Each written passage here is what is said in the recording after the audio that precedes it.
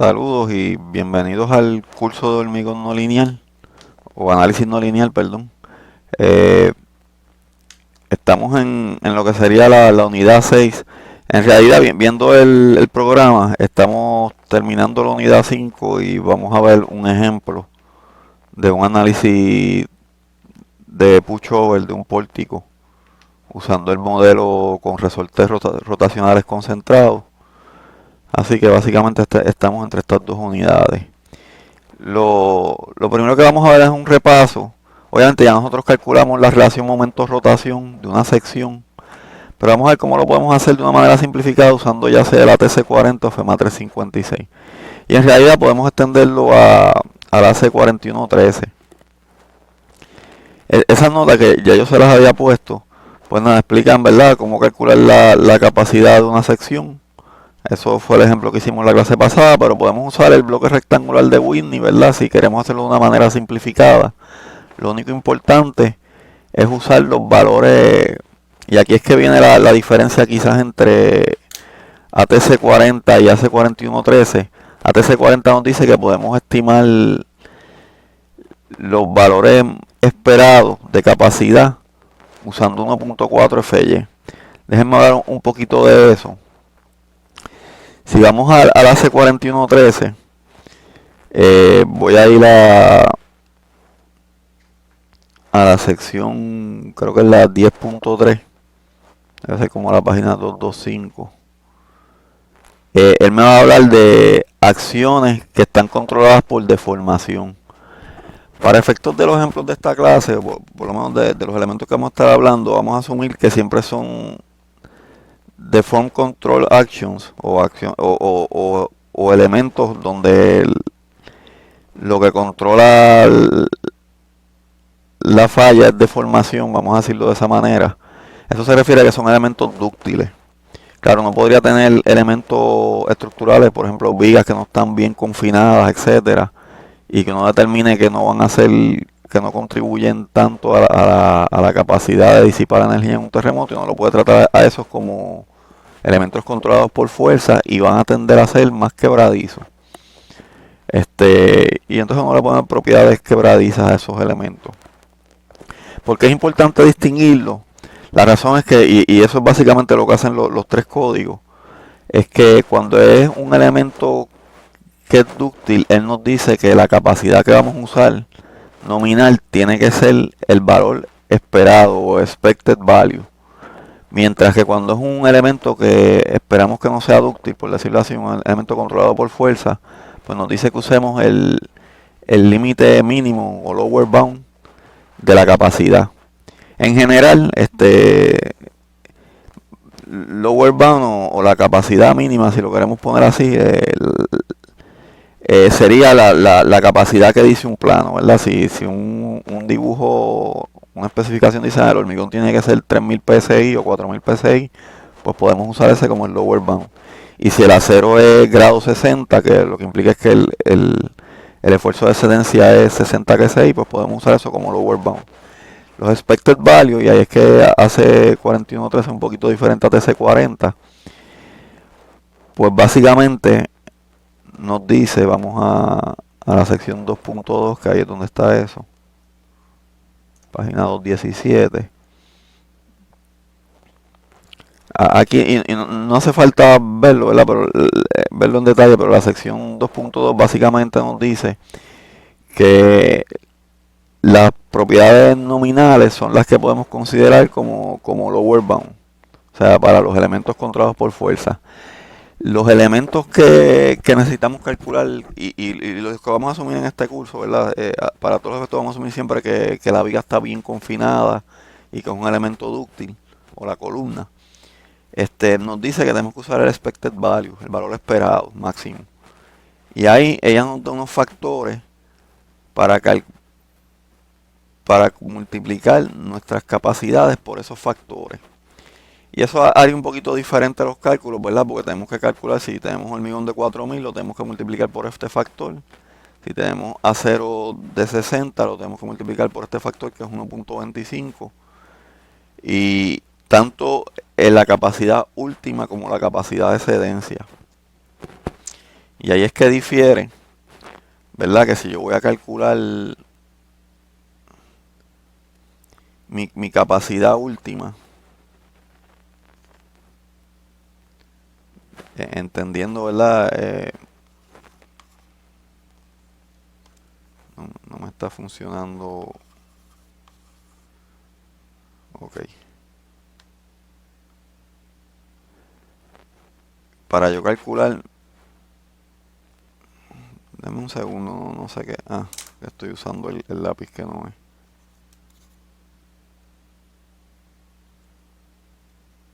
Ok, perfecto. ¿Verdad? Para yo calcular mi momento último, teóricamente según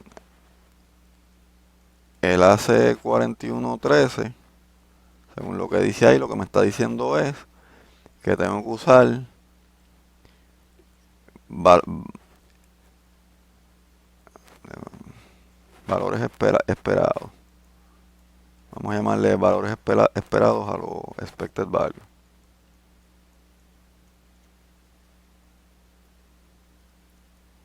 Que sería multiplicar 1.5 por F'C y multiplicar 1.25 por la capacidad última del acero. La capacidad última del acero que yo estaba usando a 0 grados 60 es 90, así que sería más de 90. O sea, yo tendría que calcular esa capacidad última con ese valor. Y MY lo tendría que calcular usando FY, ¿verdad? 1.25, el esfuerzo de excedencia del acero, que sería 60 por 1.25.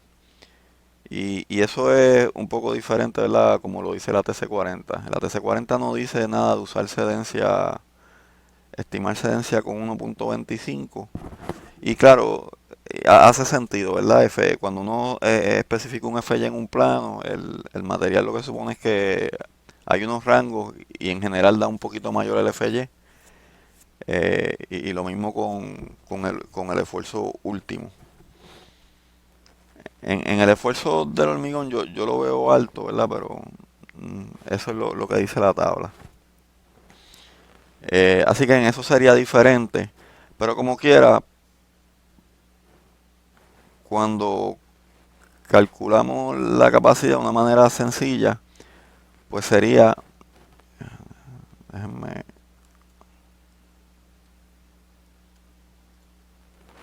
sería, ¿verdad? Usando el bloque rectangular de Whitney, usamos esos valores amplificados, tanto para el último. Y es para momento último, así que en el acero en tensión, pues asumimos el de strain hardening, el 90, ¿verdad? Por 1.25. Que aquí en ATC40 lo que nos dicen es que usemos 1.4. Y nada, calculamos la capacidad de momento último. Y la rotación plástica en realidad no la podemos estimar de esta manera porque no estamos haciendo, ¿verdad? El cálculo con un modelo confinado. Si lo hacemos de una manera simplificada, pero no hay problema. O sea, esa sería la curvatura, no hay problema porque el del ATC40, y esto sale idéntico del AC4113, el parámetro A es la rotación plástica. Así que ya nos dan la rotación plástica, así que no vamos a necesitar la curvatura última. Para cedencia, pues básicamente hacemos lo mismo. Una manera simplificada, o por lo menos como yo lo hice en el ejemplo, sería asumir la, la distribución triangular. Y de esto voy a hablar un poquito más ahorita también, porque no necesariamente este sería el punto que consideramos como cedencia, pero de manera aproximada lo podemos hacer así. Y decir que es cuando el acero cede. Así que yo usé el esfuerzo de excedencia del acero, perdón, la deformación, para calcular esa capacidad de momento. Y eso fue exactamente lo que hicimos en la hoja de Mascat.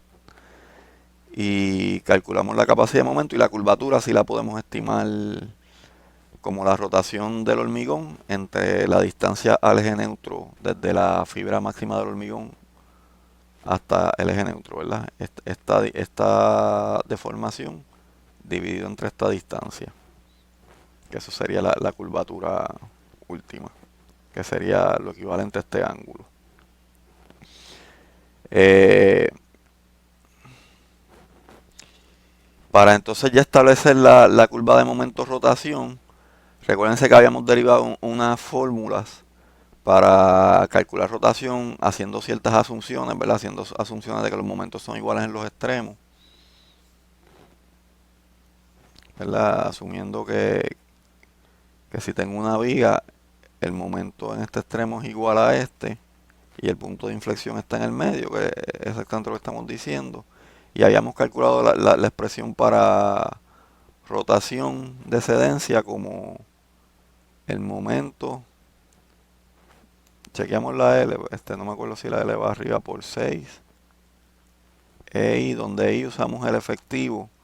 Yo le estoy llamando a EI efectivo en las notas, EI agrietado. Es exactamente lo mismo para efectos de las notas. Estamos diciendo que si yo tengo mi relación de momento-curvatura, la relaciono con una curva bilineal, donde esto es excedencia y esto es ultimate, y esta pendiente sería la EI efectiva, que otra manera que dijimos que la podemos estimar es con la tabla que nos da EI efectivo para análisis lineal elástico en el AC4113, ¿verdad? Recordando, AC4113 nos da unas tablas para el EI efectivo del material. Eso ya habíamos hablado.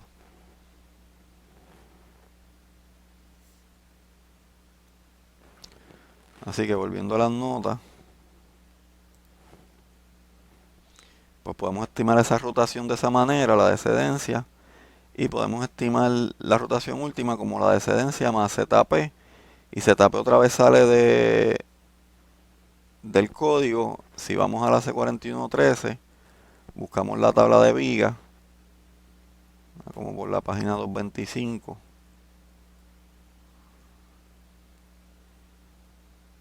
Y vamos a asumir, como les dije en este curso, que todo está bien confinado. Así que la rotación plástica que nos da sería 0.025. Es el parámetro A. Si vemos lo que es el parámetro A en la curva que nos dice que usamos para no lineal, para elementos controlados por deformación, donde ves el punto de excedencia, A es la deformación plástica. Después nos deja modelar una caída si nos interesa, ya con parámetros establecidos. Así que, volviendo a las notas, disculpen, vamos a... Eso sale de esa tabla, no cogí el número de la tabla, lo habíamos ya mencionado. Vamos a ir a la página 227. Ay, perdón. 227.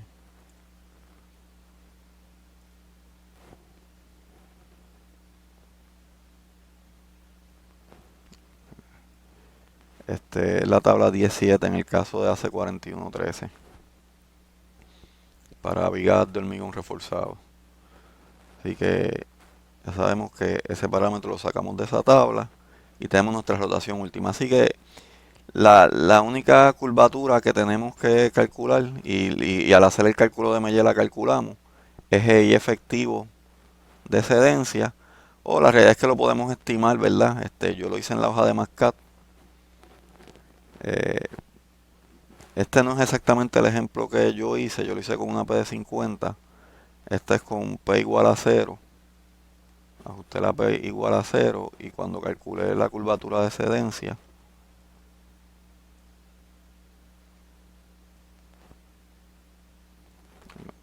vamos a...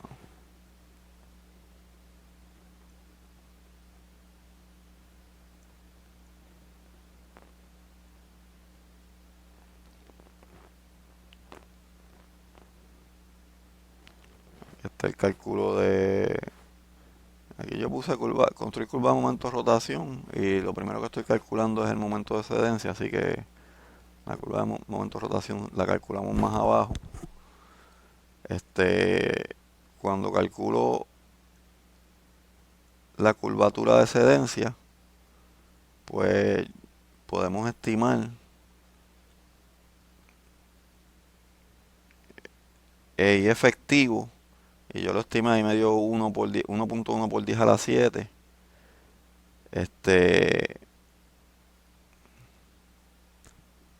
y otra vez Y efectivo sobre Y gross da aproximadamente 0.5, ¿verdad? Que era lo que habíamos dicho. Así que aunque este cálculo es diferente con P igual a 0, no cambió mucho. Así que podemos usar el EI que calculamos, o podemos usar de la tabla usando 0.5 eh, EI gross. Recuérdense que la tabla de la C41.3 en realidad dice 0.3, pero el punto 3 es para el caso lineal, incluyendo resbalamiento. El párrafo después explica que si incluimos resbalamiento de otra manera, pues usemos 0.5. Y podemos usar esa misma recomendación en este caso. Yo voy a usar 0.5 en el ejemplo, pero voy a incluir resbalamiento en los resortes que están en los extremos. Eh, Vamos otra vez a las notas. Así que ya tenemos eso. Y podemos hacer nuestra curva bilineal, ¿verdad? Esto es modelando agrietamiento, pero podemos hacer nuestra curva bilineal ya teniendo momento último y rotación última, y momento de excedencia y rotación de excedencia. Claro, para el resorte, ahora vamos a dibujar el modelo de un componente un momento y recordar cómo es. En el modelo de un componente, o sea, y el modelo de un componente es un nombre, ¿verdad? Para simplemente modelar resortes concentrados en el extremo de un elemento de pórtico. Es lo que yo le llamo el elemento de un componente.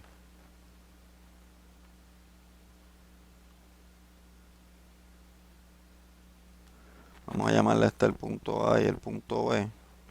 Y esto lo modelamos elástico. Lo podemos modelar con LI efectivo. Asumiendo que ya está agrietada la viga. Y entonces el resorte, pues tenemos que darle nuestras propiedades, ¿verdad? La rigidez del resorte, que va a salir de la curva de momento rotación. Claro, la curva de momento rotación que estimamos para la sección de viga, asumiendo el diagrama de momento, es la siguiente. Así que, ¿qué es lo que estamos diciendo? Que con esta EI efectiva es que vamos a estar en el rango. Y recuérdense, no es EI, ¿verdad? Déjenme.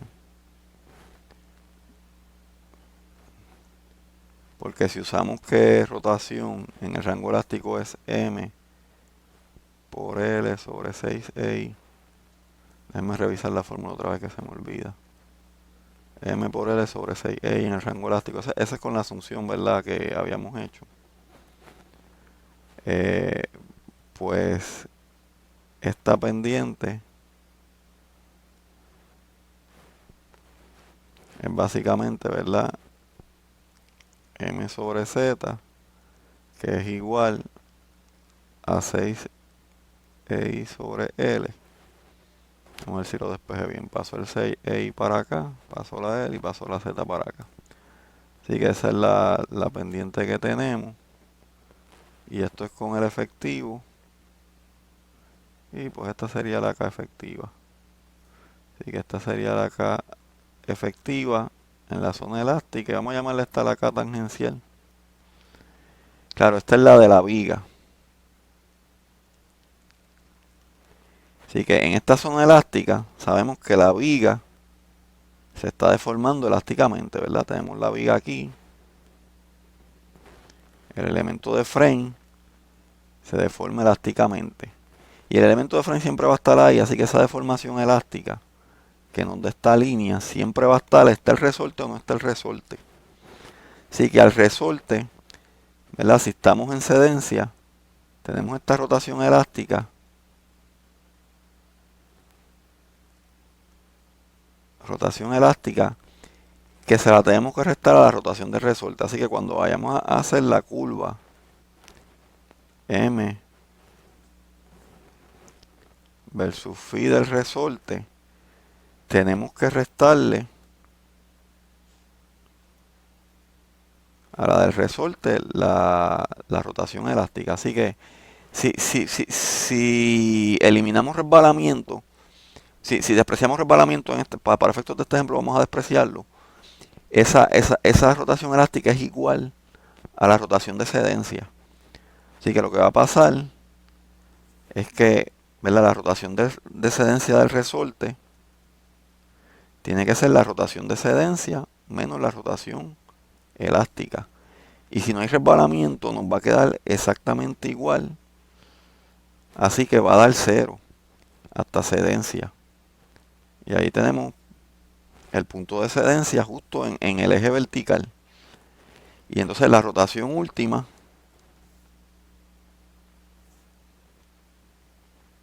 tenemos que también restarle la elástica, porque recuérdense, la razón por la que le restamos la elástica es porque la elástica la rota el elemento elástico del modelo de viga que estamos usando.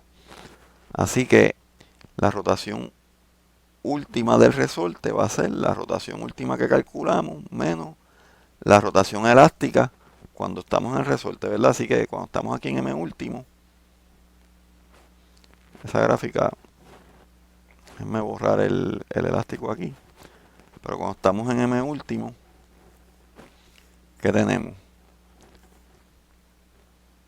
Tenemos nuestra rotación última total, ¿verdad? Eso es. Tenemos que restarle este segmento. Vamos a cambiar el color. Este segmento es la rotación elástica, ¿verdad? Así que esa es la rotación del resorte. Así que es básicamente la misma gráfica porque MY sigue siendo MY y M último sigue siendo M último.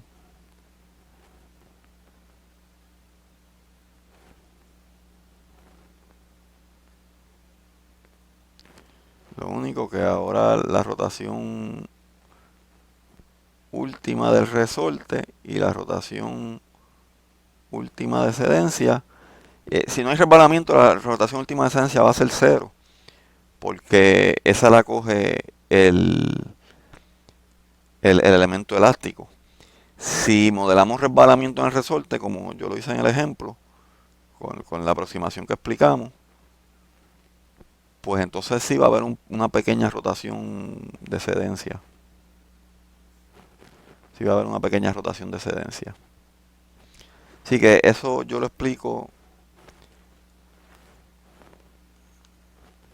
Déjenme ir a las notas. Eso yo lo explico en las notas. La rotación sin resbalamiento, pues, ¿verdad? Está la rotación elástica. Sin resbalamiento, la rotación de sedencia es la misma que la elástica, así que da 0. Cuando es la rotación última del resorte, recuerden que la rotación última es ZY más ZP. O lo mismo, Z plástico es rotación de sedencia menos rotación última. Y cuando le restamos la elástica, en la última usamos la misma fórmula de rotación elástica, ML sobre 6I. Lo único que entonces ahora la rotación elástica es la que ocurre cuando el momento último. Así que sustituimos MU aquí.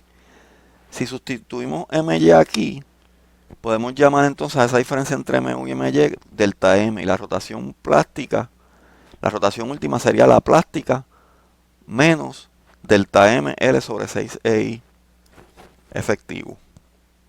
Claro, si tenemos resbalamiento, tenemos que sumarle la rotación de resbalamiento tanto aquí como acá. Así que, diciendo eso, podemos resumir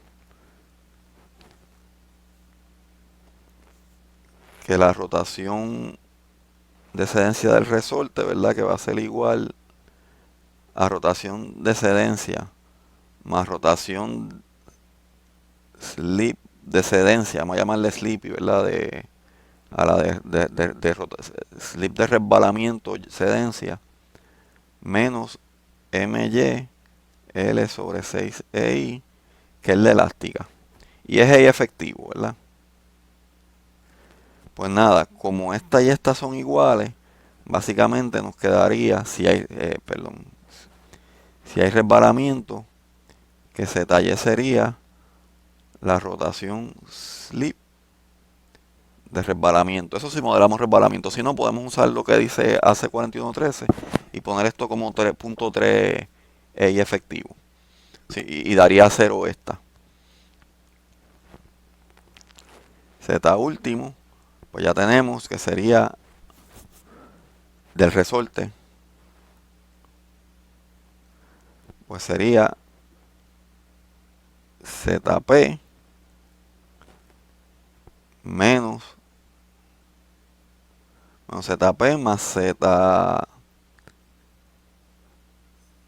slip último menos delta M L sobre 6EI,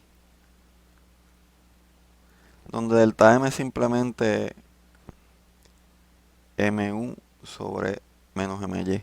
La razón por qué lo pongo de esta manera es porque ahorita les voy a explicar. De hecho, vamos a explicarlo ahora lo que hace SAP, o lo que yo entiendo que hace SAP, y eso lo podemos verificar. SAP hace este mismo método aproximado si uno quiere usar hinges, ¿verdad? Rótulas plásticas automáticas. Ella estima con las tablas ya sea de FEMA 356 o de AC4113, ella estima la curva de momento rotación. Y si ustedes ven las gráficas, van a ver que ella modela la gráfica ya automática del hinge de la siguiente manera: M sobre Z versus Z. Y la gráfica básicamente ustedes lo que van a ver es lo siguiente: una gráfica vertical hasta MY y hasta el momento último. Hasta donde yo entiendo, y eso lo podemos revisar porque no me acuerdo bien, esta rotación que SAP les pone, esta rotación es la A que saca. Recuérdense que A es igual a ZP en AC4113 o FEMA 356, ¿verdad? Déjame escribir eso de nuevo.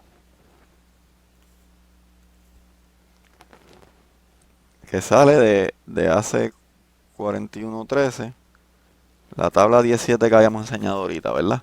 O de FEMA 356, que de hecho es el mismo valor si está bien confinado. El problema de usar A es que en realidad yo les dije que la rotación del resorte última es ZP menos delta M L sobre 6EI.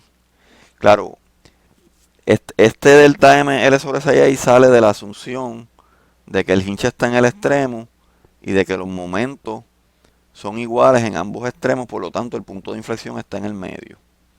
Estamos diciendo, ¿verdad?, que en nuestra viga, en el largo L, esto es M y esto es M, y no hay momentos debido a cargas gravitarias, etcétera, lo cual es una aproximación que sabemos que no es correcta. Así que esto es una aproximación. Pero SAP, yo entiendo que no lo hace. SAP simplemente le resta la elástica, y restarle la elástica de excedencia, pues básicamente usar esta línea. Pero si ustedes ven la curva de momento rotación de cualquier resorte, no importa dónde esté,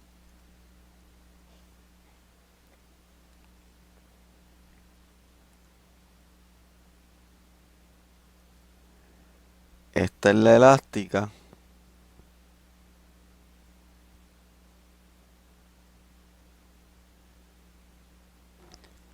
Cuando uno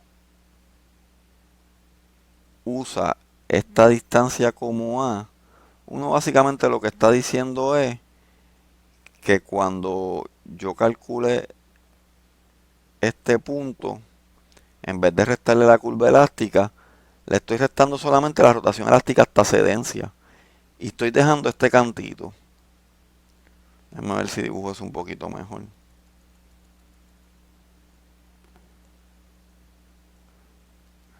¿Verdad? Cuando yo modelo A sería toda esta distancia. ¿Verdad? Toda esa distancia es mía.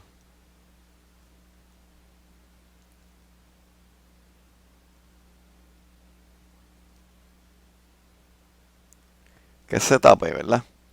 Así que este cantito, voy a cambiar de color otra vez, este cantito es la diferencia en realidad de rotación entre MY y M último. ¿Verdad? Aquí está MY y aquí está M último. Así que esto no es otra cosa que delta M por L sobre CY efectivo. Si usamos la aproximación que yo estoy usando, ¿verdad? La que explicamos en la clase y la que yo estoy recomendando si los resortes están en los extremos. Claro, si uno desprecia ese pedazo,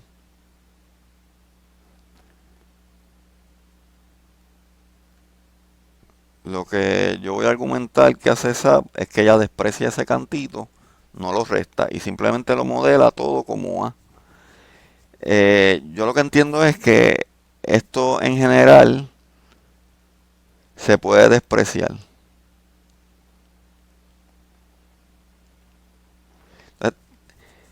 Tan siquiera hay que hacer, si uno lo desprecia, tan siquiera hay que hacer una aproximación de la rotación elástica donde uno pone el resorte.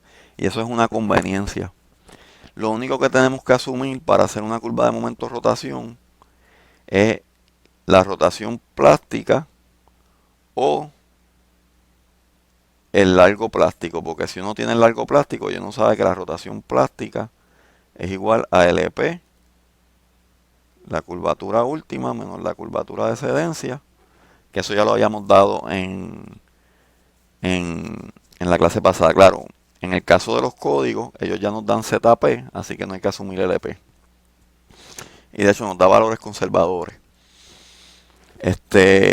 Yo hice ese cálculo para demostrar que es conservador. Vamos a ir a la hoja de Mascat. Y eso ya está en la hoja de Mascat que ustedes tienen. Esta es la que no tiene carga axial. ¿Verdad? No voy a discutir la hoja de cálculo. Vamos a darle un poquito de zoom.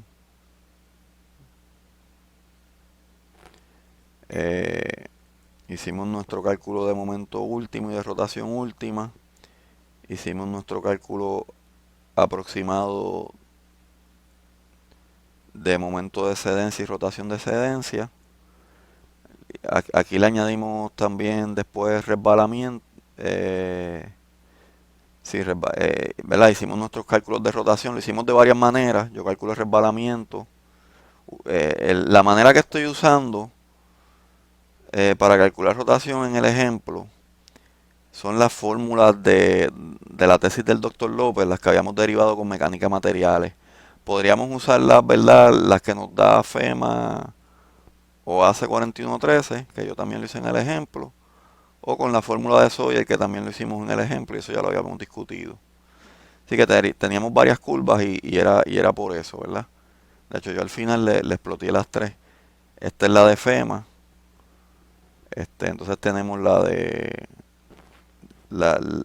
que usamos total con resbalamiento, que es la azul, y la de Sawyer, pero sin incluir resbalamiento. Si incluimos resbalamiento, ¿verdad? Pues se parece aún más a la que nosotros calculamos, que es la azul.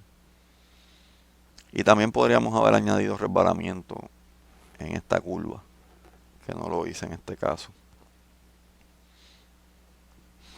Y la razón por la que en este curso estoy recalcando más resbalamiento, ¿verdad?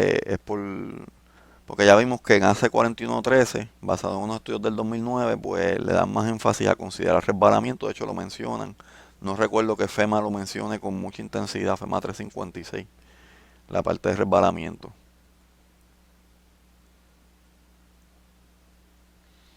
Entonces, yo hice aquí al lado de la gráfica